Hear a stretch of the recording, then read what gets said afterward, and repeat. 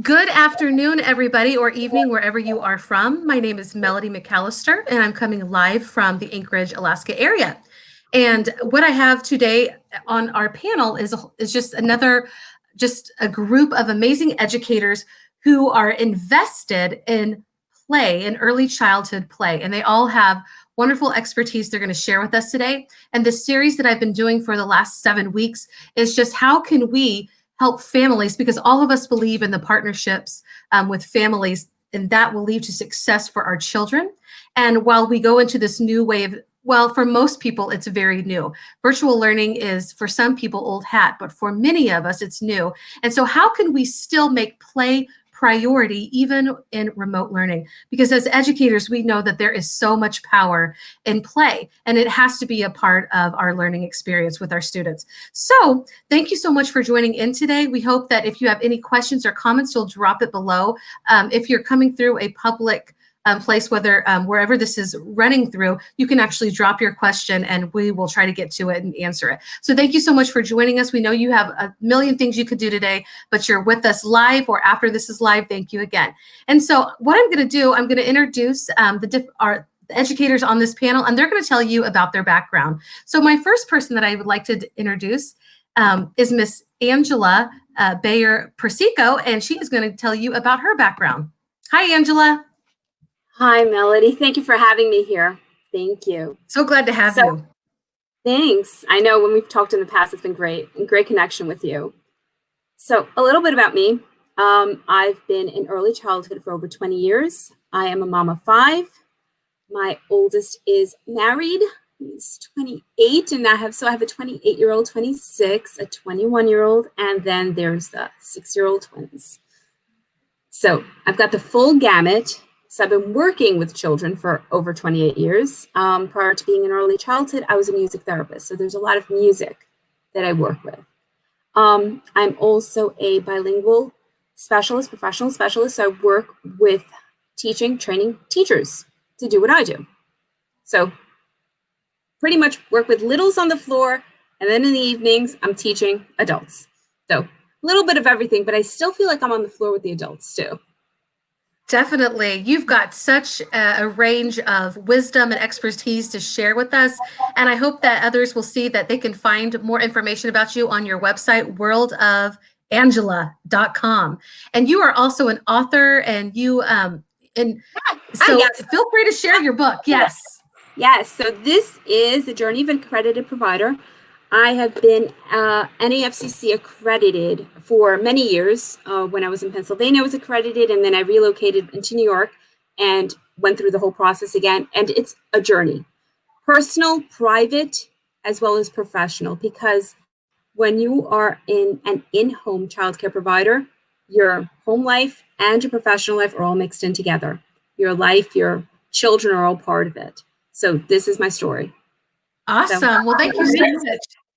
Yeah, I'm so glad you're here today. Thank you. You have so much to share. Our next panelist is BreAnn Fennel, and I want to congratulate BreAnn. She is actually the Ohio Teacher of the Year for District 5. She just found out a month ago. So congratulations, BreAnn. Would you like to tell us about yourself? Yes. Hello, everybody. I am BreAnn Fennel. I am a 1st and 2nd grade looping teacher in Ohio. I have 2 of my own little guys. They are 8 and 4, almost 5, and I have taught preschool, 1st, 2nd, and 3rd grade, and I've taught in private school and in public school. My books are Play A and recently Play A Baby Talk. I love that. Congratulations on your newest release. And play is very important to you. So when I was thinking of this topic, the importance of play, you were the first person that came to my mind because of your book. So thank you so much for joining us. Thank you. Our next panelist is Miss Valerie Sousa. Would you please tell us a little bit about yourself and your background? Hi, thanks for having me. So I have been a kindergarten teacher this is going to be in my 11th year. I taught preschool before for a few years, and I have 3 children of my own, ages 3, oh my goodness, 3, 7, and just 9. So, yeah, I'm immersed in early childhood all day, all night, all the time. But I love kindergarten, and quite a few years back, I started a Donors Choose project for coding in the classroom because I thought it was something that really wasn't seen much in early childhood. And I found out so many amazing things came from that experience, and a lot of it was play. And so that led to my book that is going to be coming out September 1st, Coding to Kindness. And I just noticed in the classroom how much coding brought a lot of important SEL skills and play, and all those important things were integrated as well as the academics. So it was sort of just like a really great thing that happened in the classroom that I wasn't really looking for. So it sort of inspired me and led me to this book. And I've been learning along the way, and it's been a journey. It's been awesome. That's awesome. Can you hold your book up? You didn't hold it up for long enough, but it is a beautiful book. Yes, Coding to Kindness, and it's coming out very soon. Yep, September 1st, but you can pre-order now. Yes, congratulations. And our last, but certainly not least panelist is Miss Betsy O'Neill-Sheehan. Tell us about yourself and your background. Well, I am a school adjustment counselor, and I actually I don't know if everyone knows this, but I actually happen to work in the same school as Valerie, and I'm the K-2 counselor. And one of the things that I really appreciate is being able to incorporate play in every day and every interaction that I have with our students. And I'm also a mom of 3, and I won't go through their ages because I will forget them all if I go through them right now. But I have a child who's going up into 1st grade, going up into 4th grade, and going up into 7th grade right now. So play is basically our life here as well. So I also have a book coming out through EduMatch, which is something that Valerie, I've learned so much from Valerie over the years, to be honest with you. Like, she's bringing up coding and her awesomeness with coding, but also how to incorporate different other different technologies into my counseling practice as well. So one of the things I learned from her was about EduMatch, and I have a book coming out on Wednesday, which is Aggie and the Thought Compass, and this is more of a playful approach to therapy, or therapeutic ideas, and thought compassing would have to do with trying to figure out where your thoughts are, and are they in that imaginative place that we create things, or is it kind of like your worries are running wild? So for kids to identify where their thoughts are at, and then to be able to figure out where they want them to go to, but to have some autonomy in that, and to also be playful with some of the ideas that come up with it, to kind of map out your things. And I don't know, I think of my little guys always having maps in their hands when we go to different places and pretending that we want to go to this certain place. And for kids to be able to kind of think about their thoughts in that way and be playful about it is really a great way for them to work through some of the things that they might feel or think. That's amazing. Go ahead and hold your book up a little bit longer. Right up there. And congratulations. This week, your book is dropping. That is all of you, congratulations for being amazing women and leaders and change makers in our school system. You are incredible. And I am so proud to share this space with you today. And the thing is that all of us are educators, and actually all of us are authors. But the thing about what makes us come together today is that we care about families, and we care about partnering with them for the success of our students. And so Angela's actually going to start us off with this first question. But the conversation that we're going to start off is, why is prioritizing play important for young children? And basically all children. We are specifically talking about young children, but it's really for all children. Yes, thank you. Well, play is how children learn. That's what should be prioritized. Without the first social emotional skills for children, for them to go into kindergarten, 1st grade, 2nd grade, for them to go into the regular school system, they're not going to be ready unless they know how to get along with other children. So through play is how they get that. For example, it's a perfect example today. I was in Central Park today with my twins, and they were playing in the park, and they had that tire swing, and they had tons of fun. As twins, they have their own little bubble of just playing amongst themselves. And it's important for them to realize, hey, there's a whole other world out there. Yes, we're mask covered. Yes, everyone's being very, very safe. And this little girl came by and just stood there watching them, getting closer to the swing as they're spinning around. And so my daughter looks at them and my son looks at her. Okay, they're looking. So it's like you can see the interaction going to happen. So now you need the verbal skills, the encouragement. Okay, I'm going to be able to speak. I'm going to have the strength to speak. Will I do this? Will she be the one to speak? So it's like, for me, it's a drama unfolding. I'm like, who's going to speak first? Who's going to do it first? Let me see. And that's what it is. That's what it is. It's just they're going to socialize little by little. And this is what means they're ready for school. If they're able to get along and talk and able to tell others, hey, I need to use the bathroom, not just, I'm squirmy, I don't know what to do. Oh, I need, can I please share this? Or you're in my space, you're taking my things, you speak up. All of these instances of play, social emotional learning, social emotional health, and that part of you, that self-esteem that feels good when you invite that little girl today to play, they look around and go, hi. Want to play? Simple as that. All of a sudden, the girl didn't answer. She just came right in. And you could see, yes, their mask covered, so you can't see their smiles, but you could hear them. They started giggling. And all three of them were.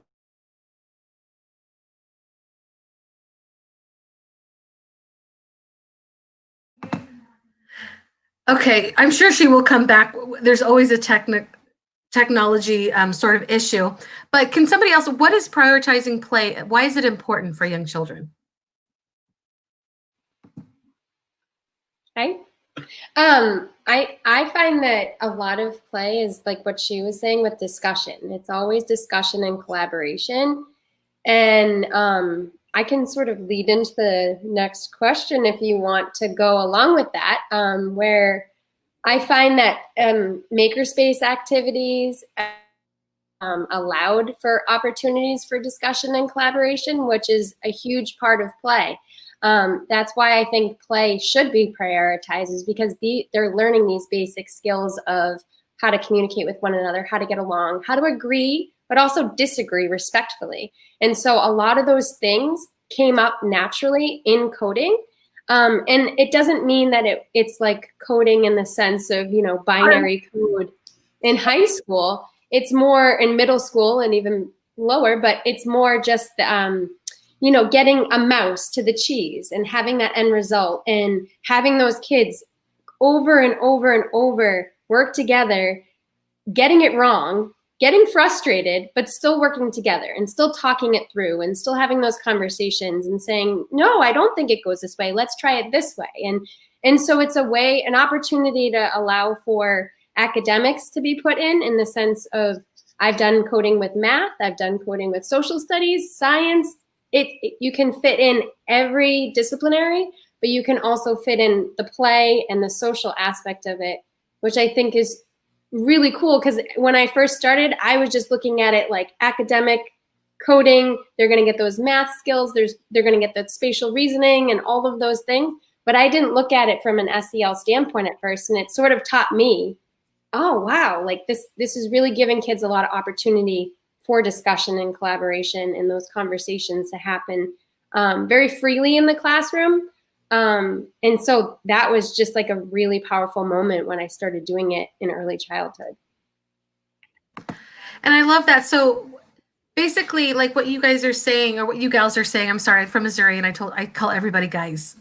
But it's just that we are developed. How do kids collaborate through play? They learn how to talk with each other, and it's not a smooth thing if you've ever been around little kids. So parents, just know that we all see the crazy stuff that comes out of their mouths, and learning is a process for all of us, including them. They don't do it perfectly. Is there anything else you want to add before we go on to building community? And Angela, did you? Go ahead, BreAnn. Yes.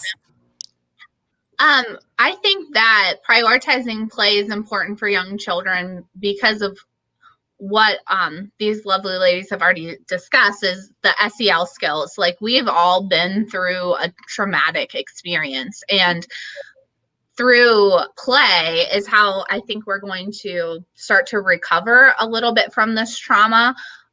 My little guy, he actually gets like occupational therapy and physical therapy, and even online. If your child does receive services, they can get them virtually as well through our public school. So he was able to, they were able to help me kind of set up different play areas. And I feel like families could easily do this with things that they already have at home. So one of the things was painter's tape. Was they put, well, they sent me like the diagram, but then I put it on just on our hard floor. So they had like X's and lines. So it was basically a hopscotch form, like a hopscotch thing for him to do inside the house. And I found that like the 8-year-old would go past and kind of look, and then he would try it. And like by the time, it was the end of quarantine, like everybody had tried the hopscotch. But for him, it was all about developing his physical muscles, but he was doing it through play. We had a lot of different experiences with the virtual, and like you said, technology doesn't always work. And so I think if we're prioritizing play, giving them a lot of different options too, like if you only prioritize video games. I love video games. My kids love video games. But I feel like that's something in moderation, because it's a lot of screen time, and there are a lot of research studies about, how it raises the serotonin levels, and then, you kind of want to do it all the time. And so I think if we prioritize play, we really need to look at, some of the purposes behind, what we're doing. So, Max was doing the hopscotch to build his muscles. And then for fine motor, we have a container. And I know this is my question later on too. It's about play at home, but we had a container of kinetic sand. So he was able to, do that. It wasn't super messy because it's kinetic sand, and you can like pull and do all kinds of stuff with it. But I hope that all kind of came together for you. Oh, definitely. Yeah. I mean, I love that you mentioned therapy, because a lot of parents, we have our children, they have different issues that they're facing, and it's very, it's a good thing to connect the play even in therapy. Like, therapy doesn't have to be non-fun. Okay. Like, I'm not using the right terms right now, but yeah, I'm glad you mentioned that, because a lot of us have some needs that need to be taken care of outside of just regular schooling. Does anybody else want to add to why it's so important to prioritize, or do you feel like, okay. Oh, go ahead, Angela. I think it's interesting. I'm sorry. Oh, wait, sorry. Go ahead. Okay. Here in the US, we have a very core curriculum where everyone just runs into the curriculum very quickly. Let's just go. It's all trickled down. Kindergarten is more like a second grade now. First graders are doing third grade work. Let's rush them. Play has been taken out so much of it, and children are sitting down so much of the school year. We know that. Virtual learning is a lot of this right now. What we're doing here, where we're talking to each other, it's a lot of this. Let's take it a step back. If we look at the countries that have done so well with learning, we're talking about like Sweden, Danish countries, they play till the age of 8. 8. They're in the trees. They're in the mud. That's what they do until age 8. And there's no, oh my gosh, you fell behind because you are playing. What were you doing all day? Playing. Great. When parents ask me, what did my child do all day? They played. But there's no but. There is no but. There's no ditto sheets. There's no crap sheets here. There's nothing like that. They're learning fine motor skills through beating. They're learning how to move their bodies and how to learn spatial awareness by moving, whether it's hopscotch, like you were saying, whether it's jump rope, whether it's just running, whether it's just throwing themselves into a ball pit or playing with mud outside, whatever the case may be, and getting along with each other. That is the most important part. So yes, we need to take a step back and remember how play is so useful, important for all modalities.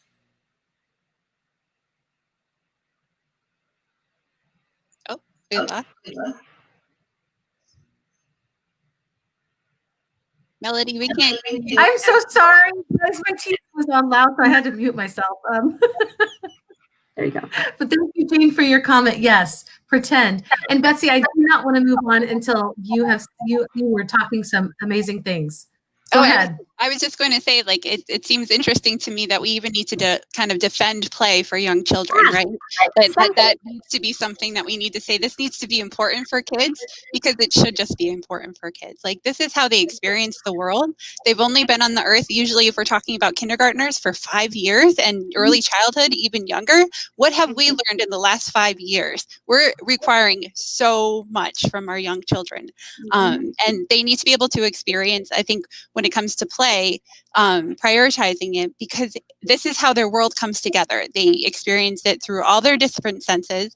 Like BreAnn was saying, there's all sorts of different skills, like occupational skills, being able to use their dexterity in their hands, from then their pro-social skills. All of the skills kind of come together when we talk about play, and they don't even think of it as work, right? Like, they think of it as, this is fun. If we approach this as a playful time, they're going to have fun with it. But if we approach this as, oh, we're going to get some work done time, they might back off and not feel, even if it was the same activity, if I present it as play, it's going to be fun. And if I present it as work, it might not seem as much fun, right? So even just our interactions with the children, it has to be playful as well. I'm so sorry. I keep removing myself. I'm sorry. But I love that you said that, like that. But it is an issue that we have to address, because we have taken it out of our, we've done more to meet these standards, and we've taken out the play. And I have worked with amazing educators who have written pages to supervisors in our district to say, hey, don't take my kitchen out. I want to keep my kitchen. Like, it's just keeping that play kitchen is so hard.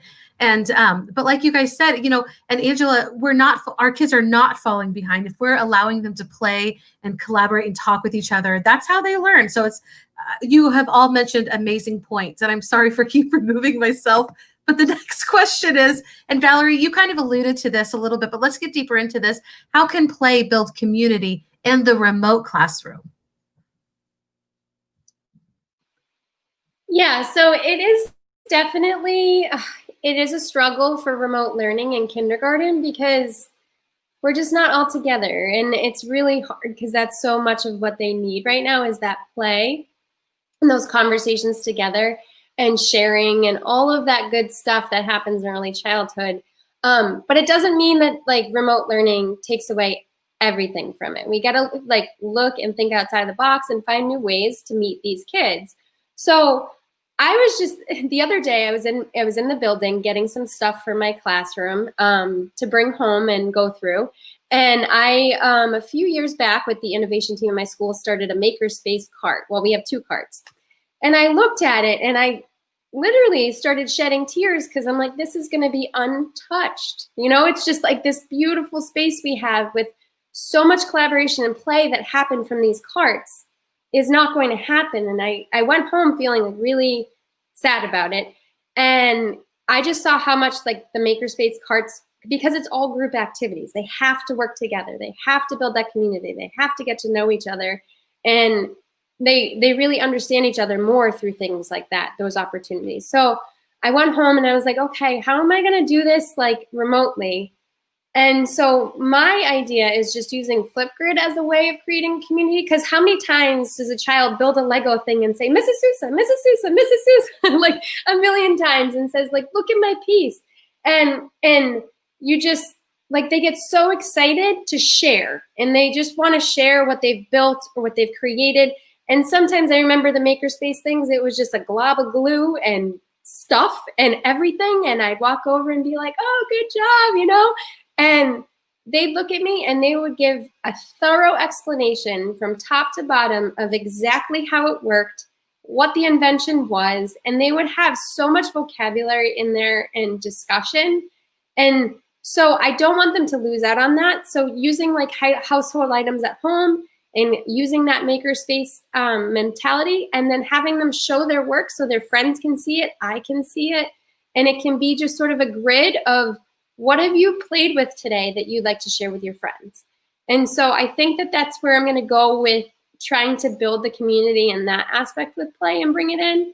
And another fun activity that I did with coding was just simply, we would do an activity with to build our community in our classroom. And I'm trying to work out a way to do this remotely, but you'd have to code the, we have a mouse and to the cheese, but instead of doing it to the cheese, what you do is have, you know, if it was our group here, Betsy would already give me something about herself. She loves unicorns. Okay, so we're gonna say she loves unicorns. So I'm the teacher, and I say, code it to the person who you think loves unicorns, and they get to know each other. But at the same time, they're also doing those mathematical skills and coding, and it's just like it's fun. Like it said before, it's not hard work. There's no like work involved. It's just laughter. It's fun.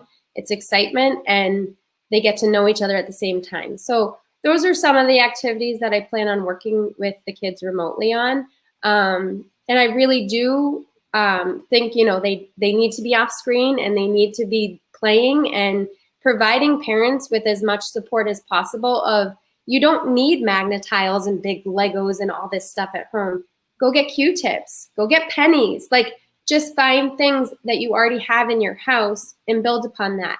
Go get rocks outside, sticks outside. You know, it doesn't have to be spending hundreds of dollars on items. Just, you know, it can be simple things at home. So, but providing parents with that opportunity, you know. Definitely. Okay. No, sorry. Did I cut out? Okay, now you're back. You're back. I'm good. Just providing parents with different ideas is really helpful. And then they can do whatever they're comfortable with, but at least giving them that way of providing them with a list of things and different ideas that they can do. Sidewalk chalk is amazing. So that's another one. Yeah. Can I share something from Val's class that I know was amazing from last year and that she's probably not thinking about? When you did your make pretend, you basically did some dress up when you had your book ball, and her kids got dressed to the nines. She was dressed in was that your wedding gown? Yes. And they were all super fancy, you know, and they were sharing their books. But how exciting is that to bring to the online classroom that we're going to be dressing up today and all super fancy? And they brought their books on a date. So they had to share about their book, and it was like their little date. It was cute. Thank you, Betsy. I love that. I love that you are like, you're such an amazing teacher that you're thinking, how am I going to still build community through the online and the remote teaching? And that's what teachers are doing right now. Some are already pros and some are just learning, but you are providing like using the Flipgrid. Who didn't love show and tell when they were younger? I loved show and tell. Like this is still going to happen. It's just going to happen virtually. Some of the things that we love about the early childhood learning is still happening because you guys are amazing teachers all over the world. We have amazing teachers. What are some other thoughts about building community in the remote classroom? And also, go ahead. I have to shout out. I mean, I'm like writing down ideas just from our chat together. Like, I'm so excited to be here with all of these amazing people. I think one idea to go off of the Flipgrid was, it was really interesting for me to see like some of my quieter kids, because we were in person until March and then we went remote. And so once that hit, we kind of all had to redesign our worlds. But what I noticed about Flipgrid is that this little guy who was pretty quiet he was like a talk show host and like showing me his like, and his classmates, like his, like race car track that he built in his room. But I was like, oh my goodness, this guy could have like a career in radio or broadcast television. I was like, oh my goodness, like take away like the pressure of being around people. And he was like, he was just so excited to like share parts of his life with us. And that was a really like a positive thing that we were able to see. I know that other people use Donors Choose, and that's something that has just been amazing in my life, because I am able to get things for my students, and even remote learning projects that were funded, that I was able to bring like bubbles and books and some fun things to my students. And I was able to kind of go and socially distance, but like leave it on their porch and then back up and like wave hi. And that, just those like connecting pieces can be super powerful. Like even if you can't be in person, if your district allows it, like those little home visits, I think just kind of give them hope. And I think that's just kind of what we all need in education right now is, you know, we need to be knowledgeable, we need to be safe, and we need to have hope that we can, and I know that we can still have a huge impact on students' lives. Definitely. I love that. And what you said, like, yes, we're learning from each other. And as parents, as educators, we are so important to one another. And even though we can't like be in the same room with each other right now, although some people are starting face to face, but, you know, we're still together. And most of us, we work and we live in the same community. So we're finding those times to show up at their porches if we can, you know, and that's amazing. Thank you so much for sharing. This next question, oh, go ahead, Angela. Yeah. Oh, hold on. There you go. Okay, good. I just wanted to say, you know, it was fabulous that you were giving suggestions as to home things that are found at home. Because right now, cost and finances for a lot of families, it's very hard. Very, very hard. And yeah, most people do have Q-tips. Most people have cotton balls or things around the house, you know, buttons, whatever you find, you know, wine corks. Trust me, some of us may be drinking a lot of wine. Did I just put that out there? Me too. The rocks and sticks. I mean, just the practicality of it. Yes. And then just let it be. It's okay. I think the other part about it is just tell parents to breathe. It's a mess. And when they see a mess, instead of like, oh my God, what did you do? It looks like you're having a lot of fun. I love that. You know, because there's the two things, and the child's going to be taken back like, oh, so I can't play. Let's go to TV and just play video games because I don't make a mess then. Or, yes, if I were to show you my living room right now, no joke, I have those little tiny, tiny Legos all over on top of a big sheet. Huge. Outside the mud kitchen, I didn't even bother to clean it because it's just like, So you just have to tell parents, breathe. It's okay. The mess is okay. Nothing's going to happen. It's okay. And you can help clean up. And it's the way that you might be a little respectful about that talk. It's the talk. And you have tons of things in the house that can be used and double up. That's not junk, but that's now, wow, hey, look what I can make with this. That's craft supplies, for crying out loud.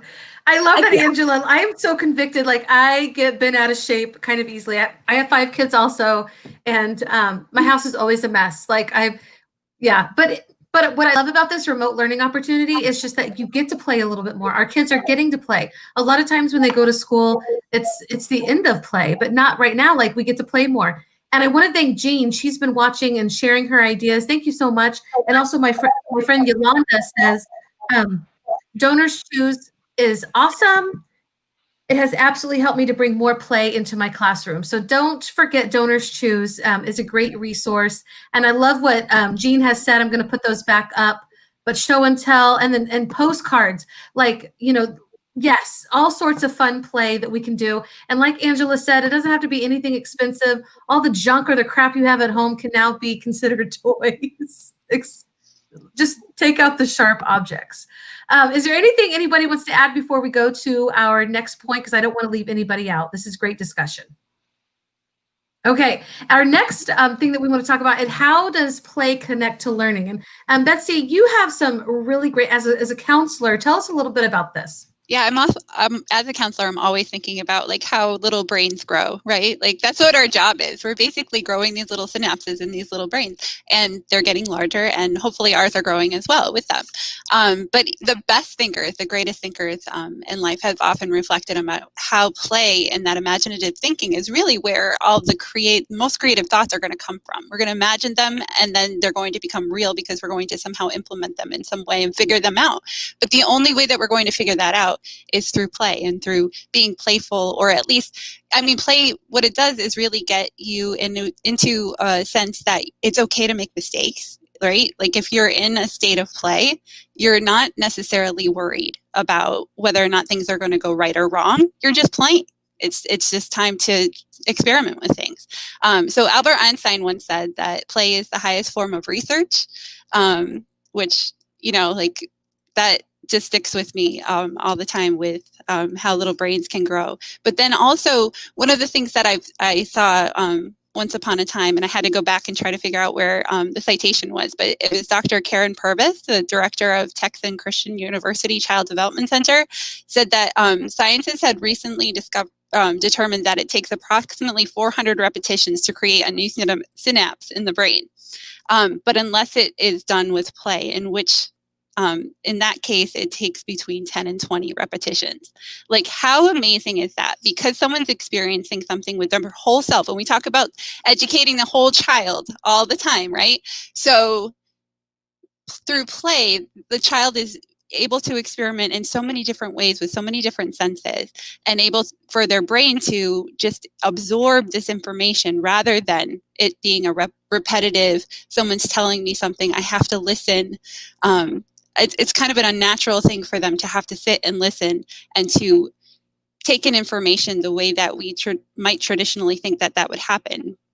But then all good educators, and certainly the educators at our school, and Valerie knows this, they stick to play, they cling to it, they make sure it's going to happen for their children. So that's where I think that the connection between play and learning, for us to know that it's not like, sometimes I hear play used as a dirty word almost, like, oh, did they just go and play with you?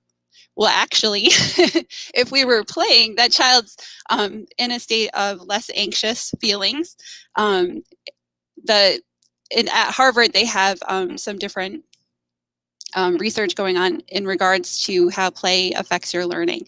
And so they have the pedagogy of play, which is central to how children learn, and putting play in the center of like formal schooling and really focusing on that. But then they also describe, and I love how they describe how play promotes that low state of anxiety, and gives opportunities for novel experiences and active engagement. And then they're more receptive to learning from different adults and different peers as well. So you're getting to know the different people that you're playing with, but not in a sense of inequality.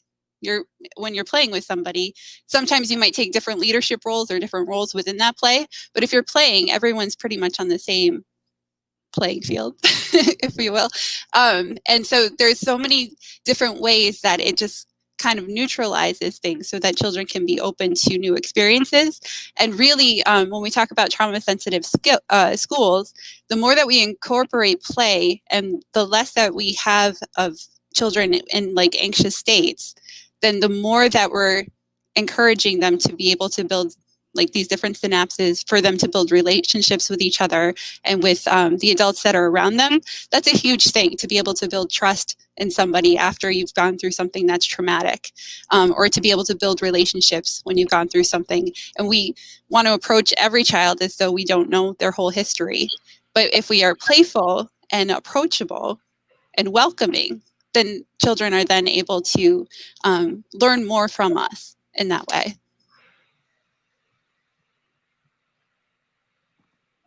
So many great points, Betsy. Thank you. And I love, like, it just brings down that anxiety. And right now, we all know there's so much anxiety. sometimes we don't even mean to as parents, but we put that onto our kids because they feel our anxiety, or we have the news on. And not that those are bad things to have the news on, but it creates an environment where we're all very anxious. And so play is way better than a worksheet. So, Yes. Go ahead, Angela. Yeah. Okay. I just wanted to say, Betsy, you were talking about how play builds those synapses, and it's absolutely true. Maybe I'm dating myself because a lot older, but I remember when I was growing up, and if you class did something wrong, you'd have the nun in the front. Okay, you have to write this. I will not do this 100 times. So you have to write that down. Let me tell you, I don't remember what I will not do, whatever that was that I wrote 100 times. What I do remember was that I was very aggravated. That was not building any learning with me. There was no learning in that. What I do remember in school was when I got you get the easel. Oh, I'm painting all over the place. Those are the things you remember. That's the things that build the connections, not all those little writing. That will never, ever build any learning. And for that doesn't have it either. One of the silliest things that promoted learning for me this year with a student who was selectively mute, we had this silly noisemaker where like it would filter your voice and it would be like this and you were talking like a robot. And he picked that up, and that was the first time he spoke in front of a group. Was a small group in my office, and he picked it up and he started to talk like he was an alien, and that was the thing. And that playful environment with a low anxiety that just kind of induced silliness of some sort, right? It made it so that he was able to take a chance on that. That's incredible. Can I just say we look like bobbleheads? We're all like so in sync. Like completely, all 5 of us are in the same brain wavelength here, knowing, acknowledging, realizing we are all preaching to the choir here. So I'm hoping that the audience is getting some of our message because we're bobbleheads here. We're all this. Right. And my friend Yolanda, she is saying she loves this conversation. She's on my personal page, so I can't pull up her comments. But I know that there's a lot of people. And really what I hope is that parents understand it's okay. Like if your kids are playing more than normal right now, like that's good.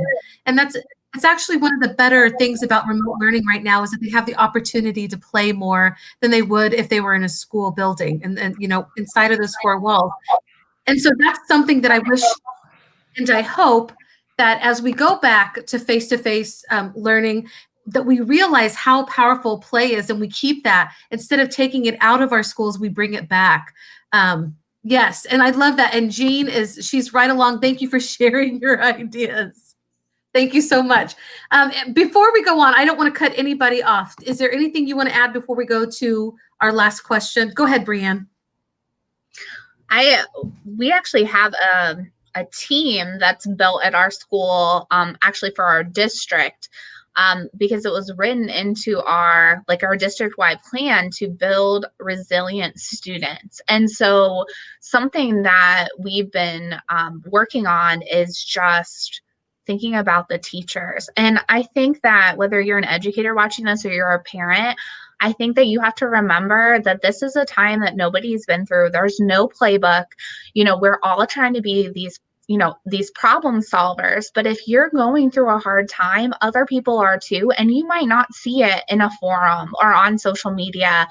But reach out to somebody that you're close to and let them know. Like we care about each other, but we want to make sure that you're taking care of yourself. So if you are, whether you're remote or your kids are going back to school, like it's all going to be depending on your mental health and your well-being. So take care of yourself so that you can take care of your children. I love that you said that. And as an educator, I know all of you feel the same way, but when our parents are hurting, we do our very best to keep those lines of communication open so that they can share with us and that we can help them through it too. We're all parents, and we know that the stress that we go through affects all parts of our lives. Thank you for sharing that, BreAnn. It's very important. And all the teachers that I know, sure, there are some that might not be as open, but we do care about parents and their emotional and mental health too. We know just how important it is. Thank you so much. But the last thing that we're going to talk about, and BreAnn is actually going to lead this up too, is the things you can do. We've touched on this a little bit. And like Angela said, it doesn't have to be expensive. It can be just things to have at home. So there's no pressure to go out and buy stuff, although that is a pressure that we have faced, all of us, that we want to go out and buy all these things. I also have therapy. Like, what is that called?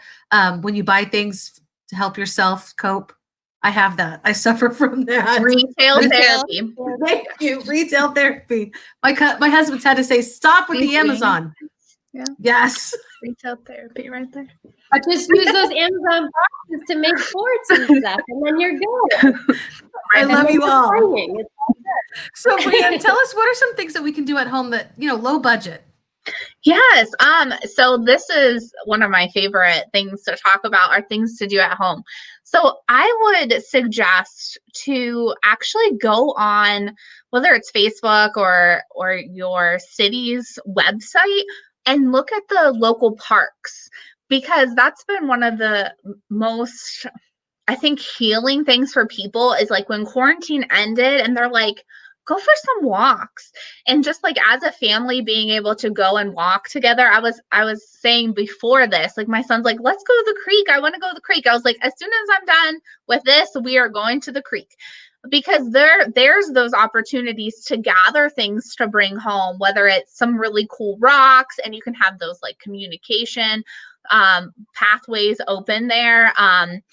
If a kid doesn't know what to write about, they need to write in their journal. If you don't know what to write about, I mean, that experience at the creek is a perfect way. Kids have such a hard time writing, I feel, when they don't have experiences to pull from. So when you're going back to school and you have those prompts, like I would really suggest, and I've seen this out there, like, try not to talk too much about your summer vacation. I mean, it's been a whirlwind for people. It might bring up that past trauma. You're going to put people back here in their thinking, and they're not going to be up here. So think about some things like, what would you like to play with? If you could go anywhere in the world, where would you go? Would it be the moon? Like, just things that are settling us into this right now, instead of that reflective piece about things that that might not have been so safe, or things that is going to bring up that trauma. So whether you're remote or you're in the classroom, take that time to make your kids feel safe. So things from at home, the parks, local parks, try to figure out, especially if you can go at different times. I found that if you're wearing masks at these parks, that that there's not like as many people there. And you can go at different times of the day, like whatever works for you. I feel like one of the things that may change in education, we've learned that we can be flexible with our time. And so like learning doesn't just have to happen like from 8 to 3, like it can happen lots of times, and it can happen very naturally through play. So if they're not ready for writing at 7:45 and you need to do it at a different time, I'm probably getting myself in trouble with some teachers out there, but that's just not a natural flow. So if you're a family that is doing something remote, you might look at that, like what times kind of feel natural for your family. And then I kind of mentioned some of those other things, like Play-Doh is a big one. You can do so many things if you just have a couple of things of Play-Doh. They're usually like 50 cents. I'm a Dollar Tree shopper, dollar store. If you can go in there and you can like pick up stuff and keep it in a basket. My husband actually asked, I have to go back. I get to go back. I shouldn't say have to. I get to go back to school in September. And so my husband is going to, he's going to be working from home a couple of days. And we talked about having like a brain basket. So if you think about kids, they'll get tired maybe of playing with the same thing all the time. So we're going to change out this brain basket with things that we find at home. Q-tips are huge for fine motor too. Somebody already mentioned several times. with the Q-tips because they can use them for painting, they can use them for building. And you can get like a package of 1,000 at that Dollar Tree. Buckets for collecting all of those things that are out. With the summer coming to an end, I know that all of our summer stuff is kind of discounted by a lot. And so I grabbed a few buckets. Also, I'm planning on, because since we're going back to school, I'm trying to kind of build an outdoor learning space where we can go and like have that fresh air, but, be doing our learning activities. And recess is a big thing for our school. So we're getting 2 recesses a day. This is a K-3 or pre-K through 3 building. And so what they did is they just kind of set up different areas. And my principal was awesome because she got us different things that we can take out to those areas, but making recess important. So if you are an at-home learner, kind of look at your outside space. Like, what could you do? Like, if you have a trampoline, oh my goodness, the kids just have a ball on the trampoline. If you don't, just doing some different animal crawls, like bear crawls, spider walks, like all of these different animal poses. I have actually a list of them, or yoga poses. Those kinds of things keep their kids' bodies moving. And if you have multiple children that you're remote teaching, if you make it a race, then you got several animals going across the yard. I mean, really, kids need space. They don't technically need stuff. So if they have, if they have space and time to create and have fun, you don't have to worry about doing yes, make your own Play-Doh. I love these comments that are coming through. Yes, you can make slime, make Play-Doh. And I love that. I want to say that what you just said again, because children need space. They don't need stuff. And honestly, we could make the biggest list ever of things they can do at home, but if we let them just play, they're going to figure it out. Like, it's not necessarily something that we always have to be part of. I tell my kids, we have 5 of them, like they get so mad at each other sometimes. I'm like, you guys got, built-in friends. You're really lucky. You do. And I'm broadcasting right now in my basement. I have my own little space on here, but I have to tell you that the other side of my basement is full of toys. Like, so many toys over there. But the kids, they want to be kind of where my husband and I are. So like, we were upstairs, we did some coloring, we did some kinetic sand, and we talked about how those things they were kind of rowdy, and how those types of activities can kind of help us calm. And I think that when parents or families, they're working from home, and if you're working from home and you're trying to give your attention to your boss or your clients through, that is the time where they are going to bug you the most. Like, they might have not talked to you the entire day, but when you're doing something else. So if you have minutes in there where you can kind of build in that time to do some sort of like purposeful interaction with your kids, whether it's, reading books to them, whether, it's a nice play book or it's another book, just give them those minutes of attention so that they can kind of take a breath. And then if they're doing their schoolwork, they can do that. If they're younger, those brain baskets, I'm telling you, you change those out and you're like, oh, it's time for, here's a brain basket. And I think that kind of will just help bring that stress level down, because believe me, I was there, trying to be like, okay, I'll help you with your math problem in a second. I'm in a Zoom call, then my phone's ringing, and, we're working with the preschooler on his jumps. And so, just give yourself some grace, but give yourself time to be with your kids too. And remember that they're kind of going through, they can like feel that stress from you. So definitely. I love what you've all said. And my friend Yolanda, she's also an early childhood teacher. She says, just go back to the basics, sidewalk chalk. You can find a lot of these things on clearance, hopscotch, jump rope, reverse tag, obstacle course. These are things we can do with our kids, or they can do with each other, but those are great. We are running out of time, and I want to respect everybody's time. Thank you all so much for being here. Thank you, Jean. Thank you, Yolanda, for talking with us. It's been amazing to see all of your comments. I don't want to leave without letting anybody have a final word. If you have something burning that you want to add, this is your time. Go ahead, Angela. Oh wait, let me unmute you first. Okay. All right. So we talked about time and space. You were just mentioning that. Thank you. Time is something parents don't have. And with that said, sometimes incorporating the children into your life, such as, hey, we can cook the meal together. Talk about what they're learning there. Forget math, science, everything, social, emotional, language, all that. Bring them into the kitchen. Don't shy away. Like, I've had parents who tell me, I don't know what to do while I'm cooking. Bring your child into the kitchen. Have them help you. Trust me, they'll eat the food more too, especially if you have picky eaters. They want to eat then, whatever they created.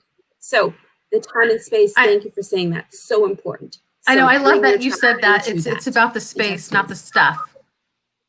And just to kind of go off of that a little bit, with parents and time and grace and all of that combined, yes, absolutely, we want to have our times where we're guiding our children through the day or incorporating them into the different activities that we do. But we also have something at our house called intentional boredom time. And it's time where our kids have to figure out what they're going to do with their time. So the choices are laid out.